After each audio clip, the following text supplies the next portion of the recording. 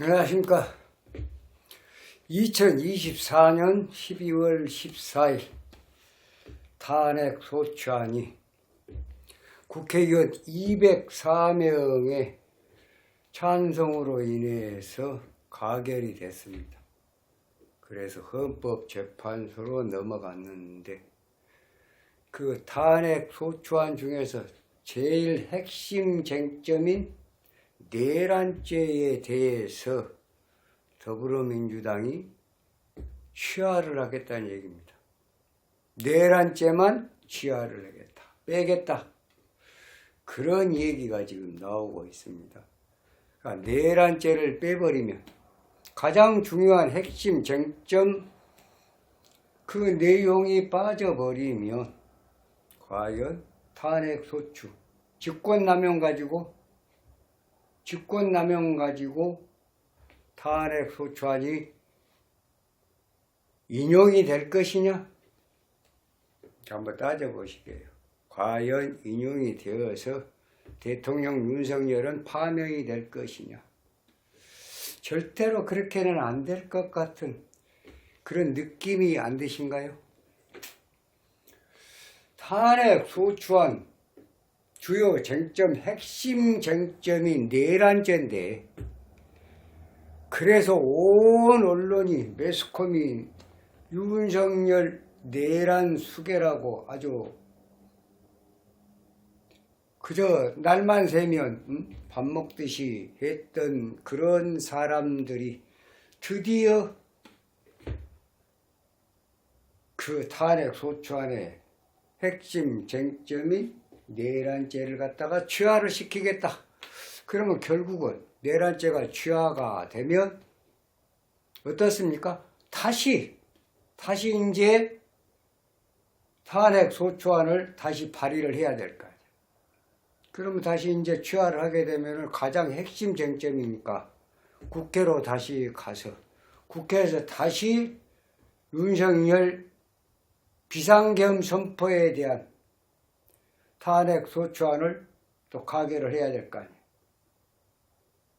그러면 3분의 2 이상 200명 이상이 또 찬성을 해줘야 탄핵 소추안이 가결이 돼서 헌재로 다시 넘어가서 헌재에서 또 판단을 할 거 아닙니까? 자, 그렇게 볼 때 핵심 쟁점 내란죄가 빠져버린다고 했을 때 더불어민주당에서 취하를 했을 때 과연 그럼 지금 현재 내란죄로 공수처에서 또 영장을 발부해 체포영장 발부했어. 수색영장도 발부를 했습니다. 어제 무산이 됐지만 또 시도를 하겠죠. 시도해봐야 한 번 무산이 된 게 집행이 될 수 있을런지 그것은 스님은 조금 부정적으로 봅니다. 윤석열 대통령 스님이 여태 사주 분석을 할 때는 시를 술시로 봤습니다. 술시로. 그래서 자진합수에서 수다 토류가 되기 때문에 술토 한 점으로 이 무토는 토생금 금생수로 무력하니까 술토 한 점으로 물을 막기가 어렵다. 그래서 진상관 용인격으로 보기는 토를 용신으로 하기는 조금 뭐하다. 물이 너무 강하기 때문에 상관이 너무 태왕하기 때문에 그랬습니다. 그런데 믿을 만한 소식통에서 스님 오시라고 합니다. 이게 이제 최근에 새롭게 나왔습니다. 만약에 오시가 되면 이모시가 되는데 물이 한 점 더 늘지요. 그런데 물은 느는 반면에 근본적으로 식상이 태왕하고 맞고 진상과는 맞는데 과연 이 토를 갖다 용신으로 할 수가 있을까? 그런 얘기입니다. 만약에 오시가 되면 용신으로 할 수 있다고 봅니다. 그래서 무토를 용신으로 해야 된다. 무토를 용신으로 해야 된다. 그래 진상관 용인격. 진상관 용인격. 그래 어떻게 됩니까? 이렇게 되면 토가 용신이다. 화는 희신이고 목도 나쁘고 수도 나쁘고 금도 나쁘다. 화토만 좋아요. 윤석열 대통령이 91년도에 40패스를 했습니다. 91년도. 40패스가 91년도 신민년이에요. 미터. 무진기다 겨우 그 전에가 겨우예요. 1, 2차 합격 다 못했겠죠. 그 전에가 기사년이. 1년 운이 잘 떴습니다. 대운은 사실은 신금대운이에요. 대운은 신금대운입니다. 7, 8, 9, 10, 11, 31세까지 신금대운이다. 31세 어디? 12월 18일까지. 신금대운 신민년에 하반기에 합격을 했다고 봐요. 1차는 이 정도의 90년도나 89년도에 뭐 1차가 됐다거나 그래서 최종적으로 91년도에 합격을 했다고 보는 게 맞지 않냐. 자, 56세 후에 문재인 정부의 초대 검찰총장이 되나 감목의 검찰총장이 됐어요. 이건 임명직입니다. 그 문재인 정부에서 검찰총장이 됐으면 정인현이 정화. 그런데 감목에 검찰총장이 됐다가 기해년이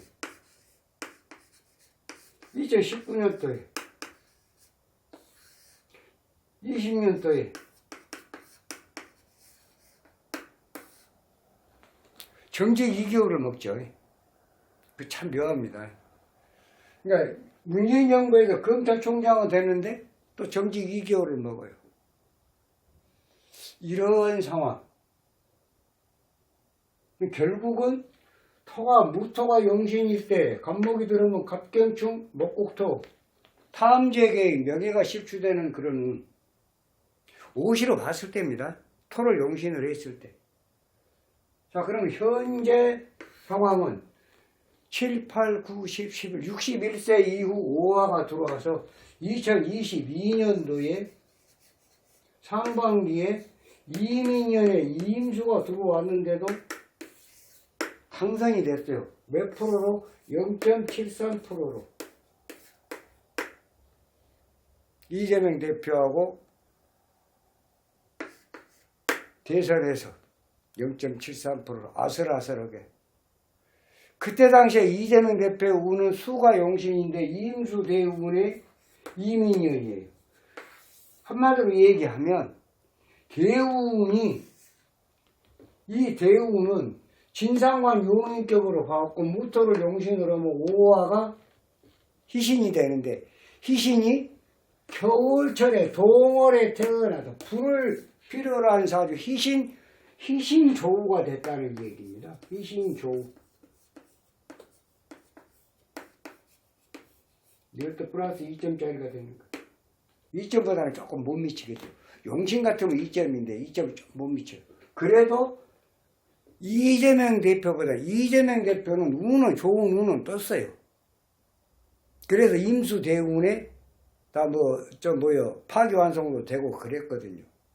그거에 지금 작년에 12월 22일까지 진행이 되다가 5화로 지금 바뀐 상태인데, 그런다고 보면은 이재명 대표는 대운에서 임수 대운 천간에 떴고 1년운에서도 임수로 천간에 떴기 때문에 지금 지지에 떠 있는 희신조우가 가지고 오는 윤석열 대통령에 비해서는 조금 부족했다.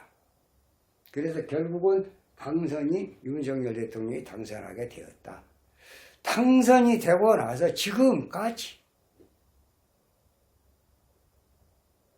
누구 문제로? 김건희 여사의 문제로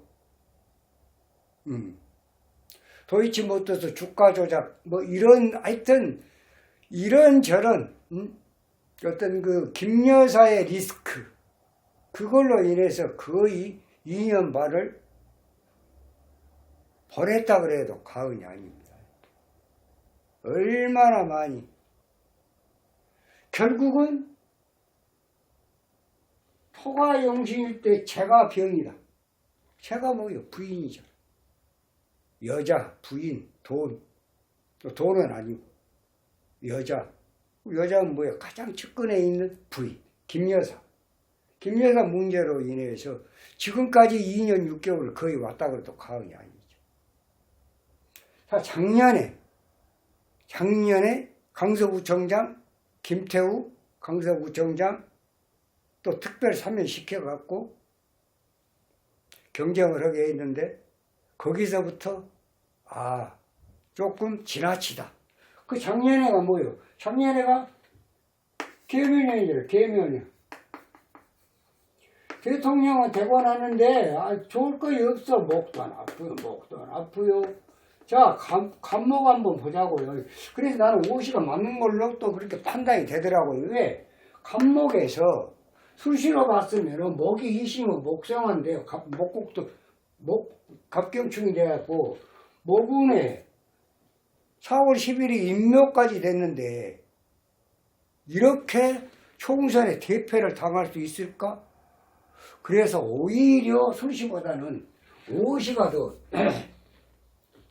오시가 더 맞아떨어지지 않냐. 이것도 스님이 최근에 어떤 스님의 구독자로부터 받은 정보예요. 근데 그분은 상당히 그쪽 라인하고 조금 많이 가까운 분으로 그렇게 알고 있습니다. 그래서 오시로 받아보니까 거의 맞더라. 왜? 여자가 병이고 토가 용신일 때 인수가 용신일 때 쟤는 병이니까 여지껏 2년 6개월을 김건희 여사 문제로 김건희 여사 사법 리스크 그 문제로 여지껏 견뎌왔다는 거예요. 어려움을 겪어왔다. 이렇게 봐도 과언이 아니다고 봤을 때 또 간목운의 검찰총장은 지명이 됐지만 일단은 지명이 됐지만 이때 정직이교를 또 먹었다는 얘기예요. 그리고 작년 하반기 2023년도 하반기에 강서구청장도 묘목에 또 아주 큰 실패를 가져왔고 거기서부터 민심이 또 동요하기 시작했고 또 지지율이 추락하게 됐고 또 금년 상반기에 간목에 진상관 용인격이 아니라 금수상관이 이 경관급이면 스님이 아무리 생각해봐도 정말 묘하다. 뭐냐 이게. 대통령이 떠갖고 있는데 이럴 수가 있냐. 거기다가 한동훈 그때 당시에 비대위원장 운도 떠갖고 있는데 이렇게 참패를 당할 수가 있을까 했는데 오시로 보면 그럴 수 있다는 계산이 나옵니다. 간목이 토가 용신일 때 목이 병이니까 목국토 탐재개인 거기다 인묘 월까지 대운만 하나 살아있는 그런 상황이었다고요. 한마디로 얘기하면 일령운과 달운이 모두 불리한 운이었다. 그래서 총선에 참패를 했다. 이렇게 보면 또 근거가 있을 것 같습니다. 자, 지금 12월 14일 병자월의 임자 병자월의 임자일이에요. 한번 찾아보세요. 전부 다 무리. 신상관, 행상관, 유화, 백단. 그래서 12월 14일 탄핵 소추가 됐다. 가결이 되었다.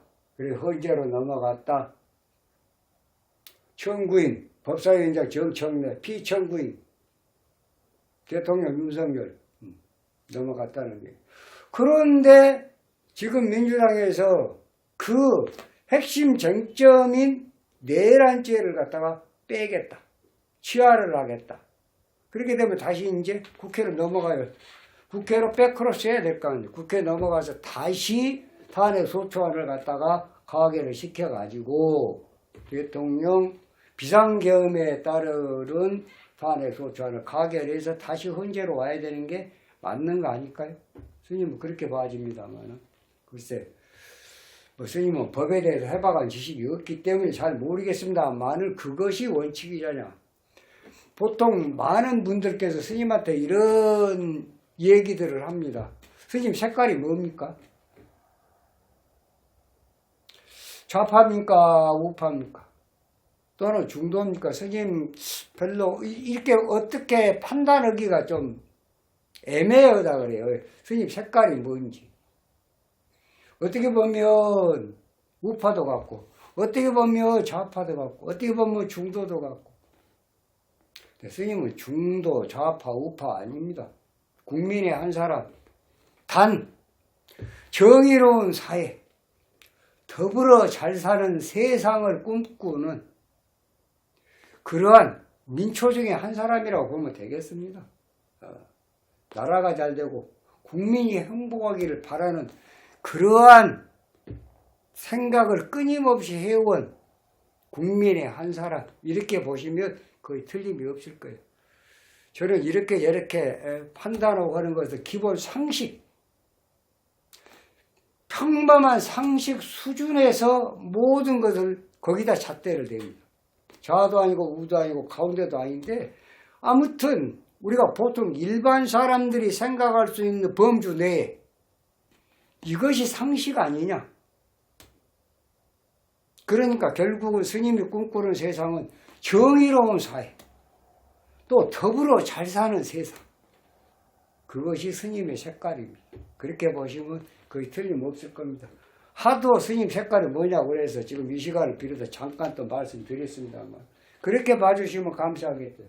자, 윤석열 대통령 내란죄를 갖다 민주당에서 취하를 시키면 이게 다시 탄핵 소추안이 다시 100%하고 또 국회에서 다시 가결을 시켜서 어떤 내란죄가 빠졌으니까 뭐 직권남용이나 뭐 권력남용이나 뭔가 하여튼 또 걸어서 탄핵 소추를 갖다가 새로이 신청을 해야 되지 않냐.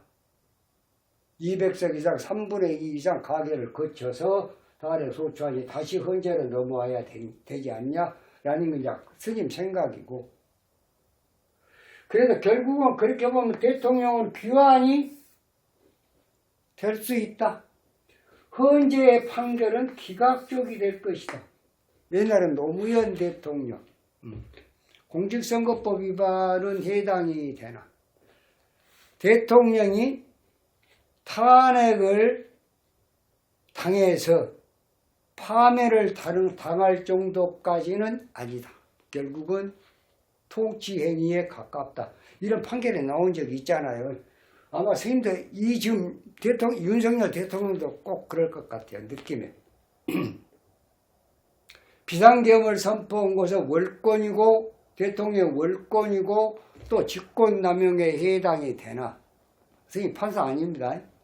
그런데 대통령이 파면하기까지는 또 아니다. 이런 결론이 나오지 않을까. 그래서 기각적이 우세하다. 선생님은 기각적으로 봅니다. 그리고 대통령은 반드시 귀환할 것으로 보고. 그러게 또 국정이 안정이 되겠죠. 그렇게 되면 그동안에 내란죄로 뭐 이렇게 기소되고 지금 가서 감옥에 가고 있는 사람도 다 풀려나겠죠. 이제 대통령이 이거 내란죄가 아니니까. 내란죄 다 방조범들로 다 들어가 있는 거 아니에요. 다 이제 풀려나가게 됩니다. 그렇게 되면 결국은 그런 와중에 4월 18일이 됩니다. 4월 18일이 굉장히 중요한 날이죠. 어떤 날일까요? 헌법재판과 기존에 있는 분들 두 분이 퇴임을 하게 됩니다. 퇴임을 하게 되면은 어떻게 됩니까? 또 이제 새롭게 헌법재판관을 갖다가 또 선출을 해야 되잖아요. 그때가 이제 뭐 대통령 몫인가요? 아무튼 이번에는 세 사람은 국회 몫이고 또 대통령 몫이 또 세 사람 있고 뭐 대법원장 뭐 거기 또 몫이 뭐 세 사람 있고 뭐 그런다고 하지 않습니까? 아무튼 간에 4월 18일에 둘이 빠지게 되면 지금 현재 8명에서 둘이 빠지면 6명입니다. 6명에서 한 사람만 노해도 전원 일치가 되지 않은 이상이면 결국은 기각이 될 거라는 얘기예요. 인용이 되기가 상당히 어렵습니다. 그러니까 이재명 대표는 지금 어떤 속셈이냐. 이번에 내란죄를 취하면 내란죄는 너무 시간이 오래 갈 것 같다. 증인도 반대신문도 또 하여튼 상당히 시간이 오래 가면 지금 이재명 대표는 23일 날 이달 23일 날 공직선거법 1심에서 징역 1년에 집행유예 2년이 나온 것이 항소심이 지금 시작이 됩니다. 시간이 없습니다. 결국은 이 내란죄는 상당히 오랜 시간을 요하고 이재명 대표의 사법 리스크는 지금 경각에 달려있고 이런 상황이니까 차라리 내란죄를 빼버려라. 그러면 빨리빨리 진행이 될 거 아니냐. 그것을 갖다가 또 어떤 사법부의 판사들하고 한마디로 얘기하면 헌재의 재판관들하고 어떤 짬짬이가 있었다는 얘기까지 나오고 있습니다. 한마디로 얘기하면 거대 의회 권력이 삼권분립을 완전히 무시하고 그저 법을 갖다가 대한민국 헌법을 갖다가 손바닥에다 놓고 폈다 오므렸다 하는 이런 상황까지 와버렸다. 헌정 질서를 파괴하고 법치주의를 무너뜨리고 또 현재 그 권력에 대해서 반대 세력이 정권을 찬탈하기 위한 이러한 상황에 이러한 지경에 이르렀다 해도 과언이 아니라고 스님은 믿어 의심치 않습니다. 결국은 내란 속에는 윤석열이 아니라 이재명이 될 수 있다. 이런 내용이에요. 결국은 이재명의 어떤 사법 리스크의 시간은 한없이 빠른 속도로 느린 것 같지만 빠른 속도로 진행이 될 것이고 윤석열의 지금 헌법재판소 탄핵 소추는 세워라 내워라 할 수도 있는 그런 상황이 됐다. 결국은 윤석열 대통령은 돌아올 것이고 이재명 대표는 본인의 인생이나 정치적 인생이 거의 마감 수순에 달하지 않았을까. 갈수록 너무너무 힘들지 않을까. 그런 생각이 듭니다. 아무튼 내란죄를 취하한다는 것은 탄핵소추의 핵심 쟁점을 갖다가 포기한다는 얘기하고 똑같기 때문에 이 문제는 이제 상당히 좀 파란이 일 것으로 봅니다. 윤석열 대통령의 앞으로의 운명을 볼 때 반드시 탄핵소추로부터 자유로워질 것이고 기각이 되어서 대통령직에 복귀를 한다고 스님은 말씀을 드리고 싶습니다. 이만 마치고요. 날씨가 굉장히 찹니다. 겨울 대비 잘하시고 요즘 감기가 굉장히 독하다 그럽니다. 감기 조심하십시오. 이만 마치겠습니다. 다음 시간에 좀 더 좋은 영상으로 여러분 찾아뵙도록 하겠습니다. 감사합니다.